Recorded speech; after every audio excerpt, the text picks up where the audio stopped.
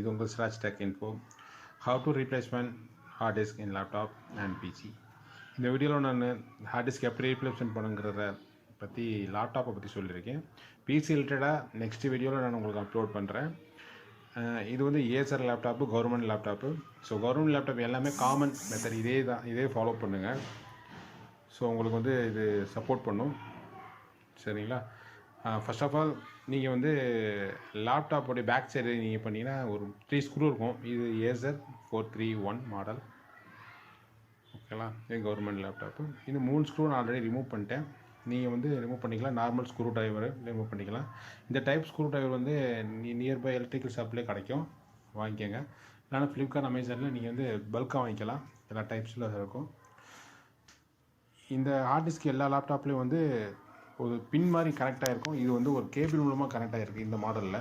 So நீ இந்த கேபிளை வந்து கேர்ஃபுல்லாக ரிமூவ் பண்ணணும். இந்த கேபிள் கட் ஆகிடுச்சுன்னா ஹார்ட் டிஸ்க் ஒர்க் ஆகுது. இது Western 320 GB hard disk.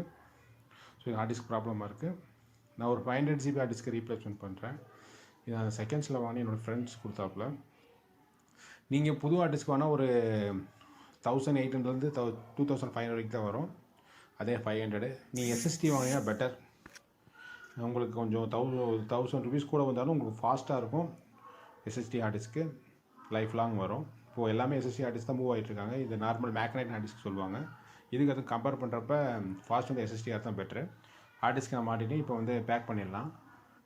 So எப்படி கலட்டுறீங்க எப்படி மாட்டுக்கணும் கவனமாக பார்த்துக்கோங்க. பேக் பண்ணி 3 ஸ்க்ரூ பேக்கில் வந்து ஸ்க்ரூ போடணும். இது வந்து இந்த லாக் டைப் வந்து கவனமாக மாட்டணும். லாக் உடஞ்சிச்சுன்னா உங்களுக்கு இந்த பின்னாடி இந்த மூடி லூஸ் கூடாக வந்துக்கிட்டே இருக்கும். ஸோ இந்த லேப்டாப் வந்து கேர்ஃபுல்லாக பார்த்துக்கோங்க. இந்த மாதிரி லைட்டாக வச்சு அமுக்குங்க.